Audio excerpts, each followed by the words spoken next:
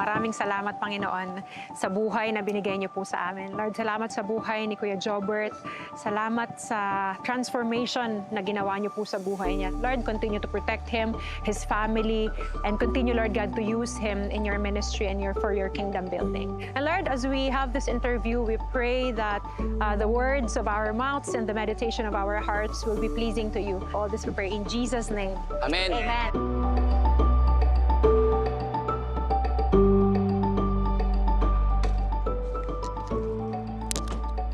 Oh, hi everybody! This is Kuya Job. Oh, I forgot. Ito nga pala si Kuya Jobert at ako isang komedyanteng Pilipino. Ako ngayon ay nandito na sa Calgary, Alberta, syempre sa Canada. And this is my MX3 story. Let's go! Kuya Jobert, maraming salamat. It's really an honor na makasama ka at magkaroon ng ganitong interview with you. Naku, maraming salamat din, Venus, kasi tuwan-tuwa ako dahil syempre, di ba, galing kayong Pilipinas, dinalaw niyo ako rito. Alam niyo naman ang buhay dito. Ang ganda nga nitong lugar mo, grabe. Ilang taong ka na ba dito? 5 years na. Wow! Kumusta ang buhay mo dito sa Calgary? Nung una, ako syempre, bagong mundo sa akin to eh. Nung pagdating rito, para ako alien dito, di ba? Bukod sa yung weather, yung buhay, kasi masyadong dito, pagising mo, mag-aalmusal mga tao, maliligo, may asawa ko, di ba? Pasok, aalis na yun. Trabaho. Wala na mga dramahan, di ba? Kakain, alis pa, ganun, laging ganun. Pagdating ko rito, wala naman akong work eh. So, imaginein mo yung galing kang artista. Yes. Tapos biglang Busy ka sa Pilipinas. Busy. Monday to Sunday, nagtatrabaho ko lang sa ABS-CBN ako. Tapos pagdating dito, Monday to Sunday, nagluluto ka, nag-grocery ka, naglilinis ka, nagtatapo ng basura. Oh. Ang pinakamalupit, yung nagtatanggal ka ng snow sa kotse. Sabi sa'yo, sobrang lamig. Pag lumabas ka na ang ngiti rito, yun yung mukha mo hanggang Hi! Ang buhay ko nun, komedyante. Yun lang ang alam kong trabaho eh. Ano na ako? Ano ang gagawin ko? So, malungkot ang buhay. Struggle ako dito. Na-depress ako. Aminin ko na nawala ulit ako ron kay Lord.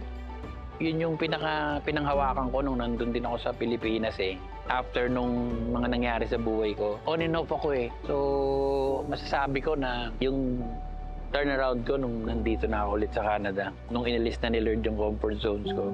Bumalik ako kay Lord nung na-realize ko na ang ministry ko, pamilya ko.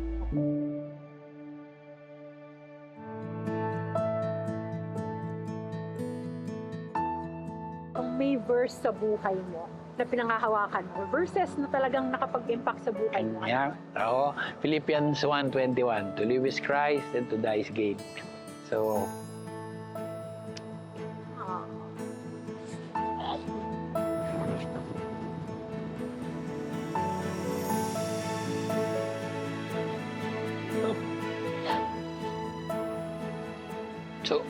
sorry, yun lang kasi palagi akong masaya pag naaalala ko yung kung nasaan ako ngayon dyan, nasaan ako dati. Kaya, diba, yung dapat patay ka na eh. Pero diba, yung mga sandaling nabubuhay ka pa ngayon, bigyan mo na kay Kristo.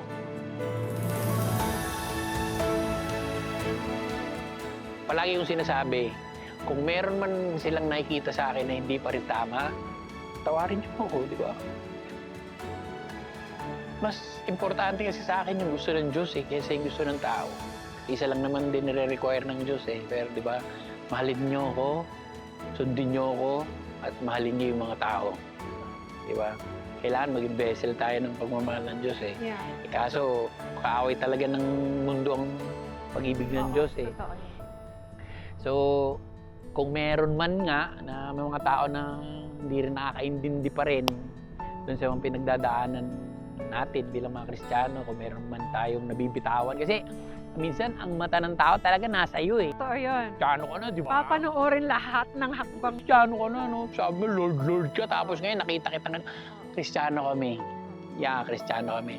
And sabi nga, di ba, doon sa mga kahinaan ko, doon pinagmamalaki ko dahil doon mas malakas si Kristo sa buhay ko. Amen. Paano mo ginagamit yung trabaho na binigay sa'yo ng Panginoon ngayon as a ministry? Bilang isang komedyante, lalo na kung talagang pumahataw ko sa stage, di ba? Yung talagang bomba ka, yung talagang tawang-tawa sila sa'yo na paano mo i-segue si Lord doon? Oo. So, ang pinagdadasal ko, sabi ko, Lord, nag-show ako every time to nagdadasal ako, Lord, bigyan mo ako ng wisdom. Sabi ko, mag-glorify kita sa bawat show ko.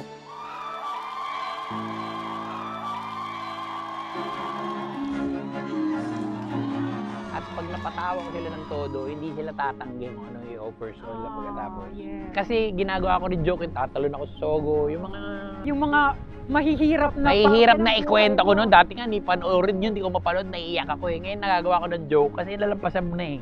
Kumbaga, isa na siyang tagumpay, di ba, na pwede mong i-share doon sa mga tao na nanggaling din doon. So, sinasabi ko, nakita niyo yung sinabi ko kanina na tatalon ako, adik ako. Totoo lahat yan, hindi ko kinahihiya yan, pero napatao ko kayo. Alam niyo ba kung saan galing yan? Diyos lang ang pwedeng magbigay sa akin yan. Alam mo ba na mas pinapalakpakan nila yung kwento ko sa Diyos pagkatapos? Akala ko nga minsan pag sinabi ko, alam si Kristo, nung nagkaroon ako ng ganitong klaseng saya sa buhay ko, siguro nakikita niya kung ba't ganito ako saya, galing kay Kristo yung saya ko. Pagdating sa kalusugan, alam namin na very active ang lifestyle mo. Yung abs din nakita, no? Yung MX3, saan mo siya nalaman? Actually, marami akong mga kakilala at yung mga katrabaho ko dati. Nakikita ko online na nagaganyan. So one time, may isang kaibigan ako. Manager ko to sa EP namin sa show. Sabi niya, subukan mo to. So, trinay ko. 2 beses siya tinitake yung MX3 capsule.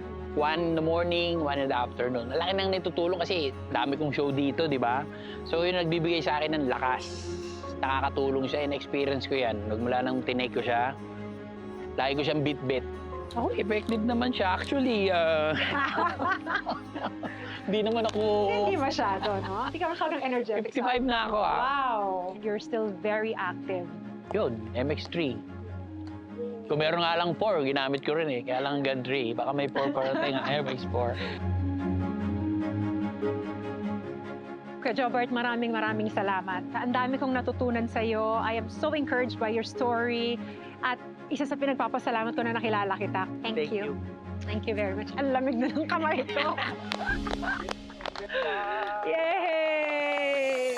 MX3, ang global supplement para sa Global Pinoy.